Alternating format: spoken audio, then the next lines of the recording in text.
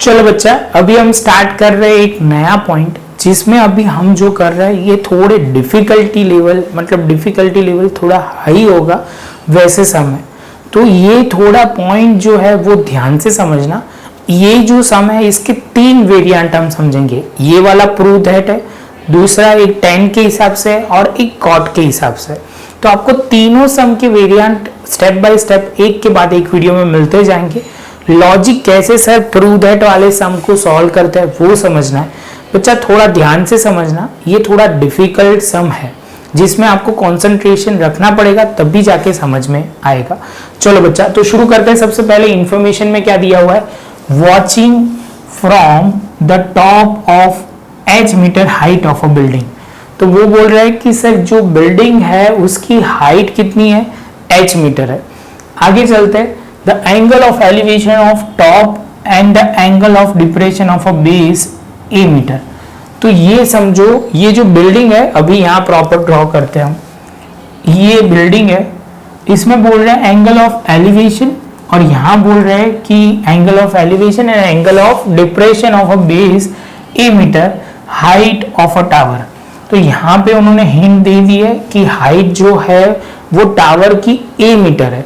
तो पहले एक एक लिखना शुरू करते हैं। ये है बिल्डिंग, हमारा बिल्डिंग हो गया। बिल्डिंग के बाद बोल रहे हैं बिल्डिंग के टॉप पे से हम देख रहे हैं, और बिल्डिंग की जो हाइट है वो भी लिख लेते हैं।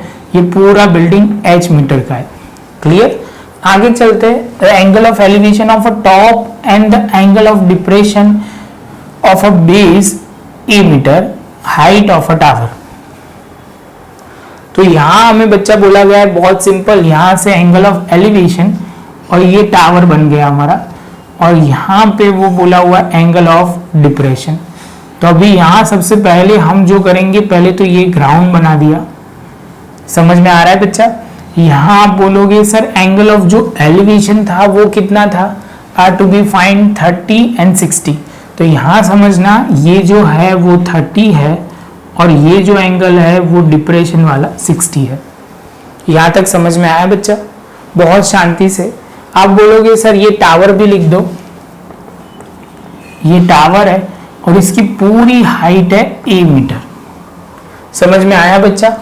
क्लियर है? यहां तक कोई प्रॉब्लम नहीं होनी चाहिए। जैसे ये पॉइंट क्लियर होता है उसके बाद आप बोलोगे prove that distance between building and the tower.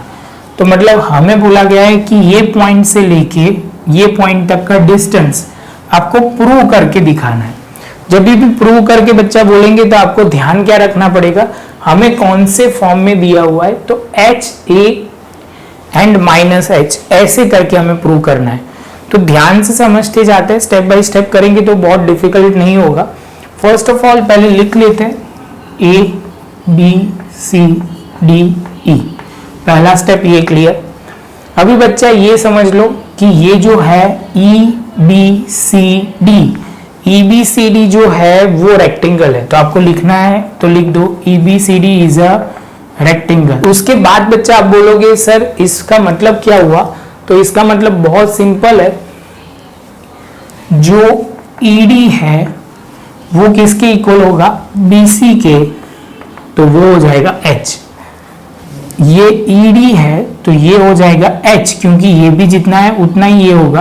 तो इसका मतलब ये हुआ कि AB जो होगा वो कितना हो जाएगा, तो आप बोलोगे सर बहुत सिंपल है, AB जो होगा वो आप बोलोगे सर पूरा हमें पता है A है तो A माइनस H, तो हम यहाँ पे लिख लेंगे A माइनस H। तो ये AB का भी काम खत्म हो गया। आगे चलते हैं, आपको एक और डायलॉग लिखना पड़ेगा इसके रेक्टेंगल के हिसाब से, जहाँ पे बोलोगे EB is equal to DC is equal to, हम X कर देते हैं, ये हमने X लिया तो ये भी X लेंगे। समझ में आया बच्चा? इतना आपको समझ में आना चाहिए। दूसरा पॉइंट जो आपको लिखना है, आपको लिखना पड़ेगा ED is a height, ED is a building h metre height. Same way आप लिखोगे AC is a tower a metre height. Clear है? सही है? चलो तो आगे चलते हैं बच्चा। तो अभी हम बोलोगे कि सर अब क्या करना होगा, तो अब बहुत सिंपल है बच्चा, स्टेप के हिसाब से हमें दो ट्राइंगल दिए, राइट एंगल ट्राइंगल, एक पहला यहाँ है और दूसरा यहाँ है। तो हम कोई भी एक ट्राइंगल पहले लेते हैं, सपोज पहले लेते हैं ये वाला, कोई भी ले लो, चलो तो हम लेते हैं पहले इन ट्राइंगल AEB, ये वाला ट्राइंगल लिया जो 30 डिग्री वाला था। क्लियर है? तो आप बोलोगे सर यहाँ पे AEB लिखा तो उसमें लिखेंगे कौन सा वाली फॉर्मूला, tan, आप बोलोगे 30 है तो tan 30 इज इक्वल टू, तो आप बोलोगे सर बहुत सिंपल है, पंडित बद्री प्रसाद हर हर बोले। तो ये जो है परपेंडिकुलर अपॉन बेस वाला लॉजिक अप्लाई होगा। तो परपेंडिकुलर हमारा वो AB है एंड बेस जो है वो EB है। तो ये स्टेप आपका क्लियर होना चाहिए। जैसे ये स्टेप कंप्लीट होता है बच्चा तो हम आगे जा सकते हैं। tan 30 की वैल्यू होती है 1/√3। अभी आप बोलोगे AB की जगह सर हम लिखेंगे A minus H and EB की जगह आप बोलोगे सर आपने X लिखवाया था तो हमने X लिख दिया। अभी शांति से देखो तो हमें क्या क्या चाहिए, तो आप बोलोगे सर हमें HB चाहिए, AB चाहिए, HB चाहिए। तो आप बोलोगे सर इसका मतलब ये हुआ हम कौन से फॉर्म में लिखे जिसकी वजह से आपको ये हेल्पफुल रहे। तो अभी यहाँ कुछ समझ में नहीं आ रहा तो ये लाइन छोड़ देंगे, यहाँ पे समझ लो 3 लाइन हमने छोड़ दी और फिर से यहाँ लिखना शुरू किया। जो भी दूसरा ट्राइंगल है जो हम लेंगे, कौन सा ट्राइंगल, आप बोलोगे EBC। अभी बच्चा मैं लिख सकता हूं लेकिन आपको समझ में आए इसलिए हम कुछ इस तरह लिखते हैं जिससे आपको इजी हो जाए। तो आप बोलोगे सर यहाँ पे आपको बोला गया है, हम भी लेंगे यहाँ पे, ये बेस हो जाएगा और ये परपेंडिकुलर हो जाएगा। क्लियर है बच्चा? यहाँ पे लिखता हूँ डिस्टेंस पे तो समझ में आए। tan 60 is equal to perpendicular upon base. tan 60 जो होगा उससे पहले हमें परपेंडिकुलर जो लिखना पड़ेगा वो BC है और यहाँ पे EB। तो आप बोलोगे सर यहाँ √3, BC की जगह H लिखा जाएगा, EB की जगह आप लिखोगे X। अभी आप बोलोगे सर देखो यहाँ ध्यान से देखोगे तो X हमें ढूंढना है, मतलब वो तो हमें दिया हुआ है, बिल्डिंग की हाइट के हिसाब से दिया हुआ है, वो ढूंढना है। ये A माइनस H तो हमें प्रूव करना है, यहाँ पे भी H जो हमें चाहिए, X जो हमें ढूंढना है और √3। तो ध्यान से देखोगे इस बार हमें कौन से फॉर्म में लाए जिसकी वजह से ये इक्वल हो जाए। ध्यान से देखोगे ना तो √3 दोनों में है, तो इसको ये √3 के फॉर्म में लाते हैं तो हमारा काम हो जाएगा। तो कुछ इस तरह बच्चा ये स्टेप समझना। अभी मैं क्या कर रहा हूँ, इसको इनवर्स कर रहा हूँ। इनवर्स कर रहा हूँ तो रेसिप्रोकल दोनों साइड से करूंगा तो ये हो जाएगा √3 और यहाँ पे हो जाएगा X A माइनस H। समझ में आया? स्टेप क्या लिखा, रेसिप्रोकल किया तो यहाँ √3 आ जाएगा, यहाँ डिनोमिनेटर में X है तो वो न्यूमरेटर में आ जाएगा और ये न्यूमरेटर में है तो डिनोमिनेटर में आ जाएगा। तो ये लिख लिया 1 और ये तो ऑलरेडी √3 के हिसाब से ही है तो इसको लिख दिया 2। तो अभी लिखेंगे फ्रॉम 1 and 2। फ्रॉम 1 and 2 बच्चा आप बोलोगे सर सिंपल सी बात है, यहाँ पे लिखेंगे X upon A minus H और यहाँ पे लिखेंगे H अपॉन X, क्योंकि √3 इक्वल टू ये दिया हुआ है तो हमने पहले स्टेप में ये लिखा, दूसरे स्टेप में ये लिखा। समझ में आया यहाँ तक?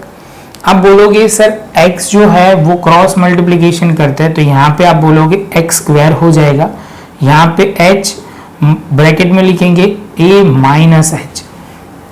क्लियर? समझ में आ रहा है? तो आप बोलोगे सर ये H भी दिख रहा है, A माइनस H भी दिख रहा है और X जो है वो आप बोलोगे sir distance between building and tower है। तो इसको अभी बस एक ही स्टेप है, ये स्क्वायर है तो इसको हम अंडर रूट कर देंगे तो लिखेंगे X taking the square from the both side, taking the square root from the both side करेंगे बच्चा तो हो जाएगा कितना, तो आप बोलोगे H ब्रैकेट में A माइनस H। इसके साथ बच्चा हमारा जो प्रूव दैट करना था वो प्रूव हो गया। स्टेप समझो तो बहुत इजी है, मुझे नहीं लगता कि ये डिफिकल्ट है, क्योंकि रीजन क्या है बच्चा, लॉजिक के साथ समझो कि ये √3 वाला पॉइंट था ना वही मेन पॉइंट है और ये मैं मानता हूं कि ये सम थोड़े प्रैक्टिस आपको करने पड़ेंगे तब जाके क्लियर होगा।